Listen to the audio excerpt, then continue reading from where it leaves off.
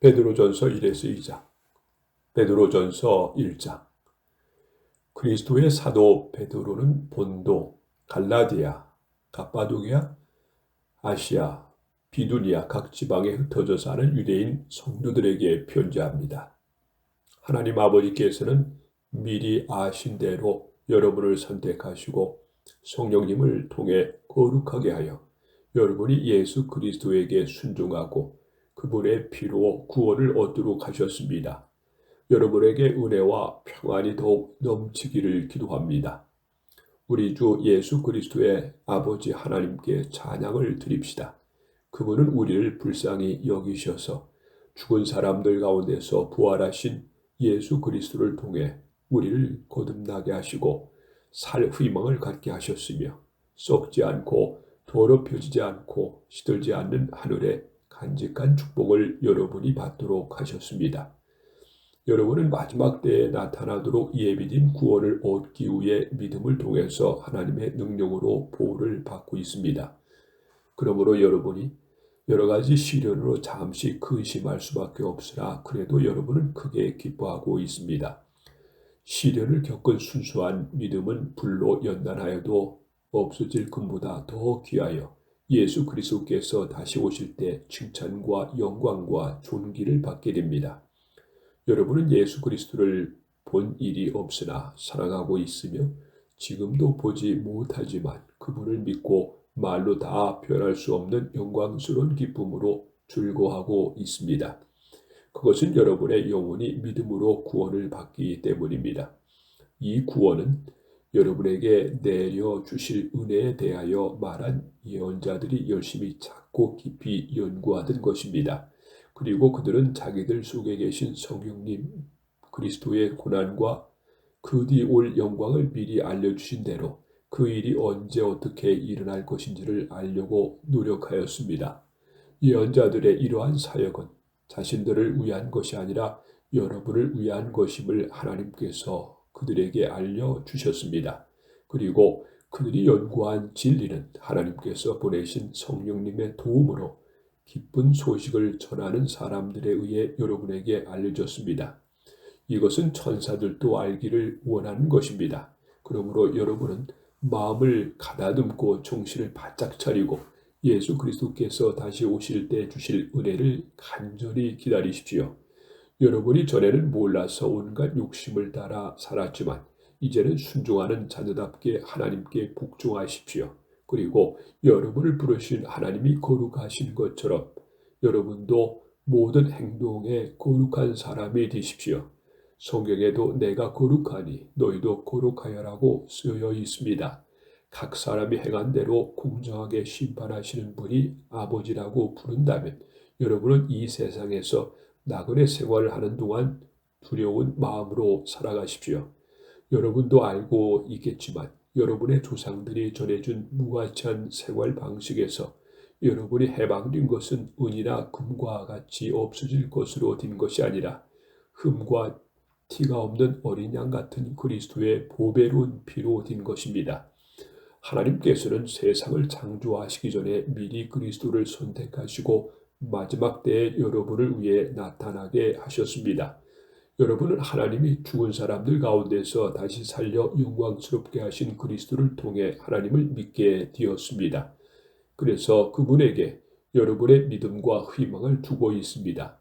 여러분은 진리에 순종하여 자신의 영혼을 깨끗하게 하였고 진심으로 형제를 사랑하게 되었으니 순결한 마음으로 서로 뜨겁게 사랑하십시오.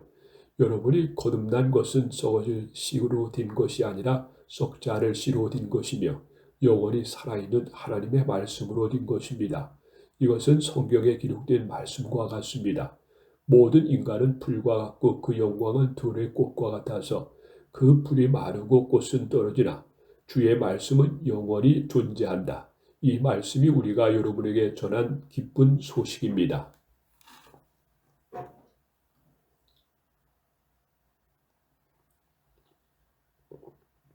베드로전서 2장. 그러므로 여러분은 모든 악한 생각과 속임수와 의선과 시기와 온갖 비방을 버리고 갓난 아기들처럼 순수한 마음의 젖을 사모하십시오. 그러면 여러분의 신앙이 자라 구원을 받게 될 것입니다. 여러분이 주님의 사랑을 맛보았으면 그렇게 하십시오.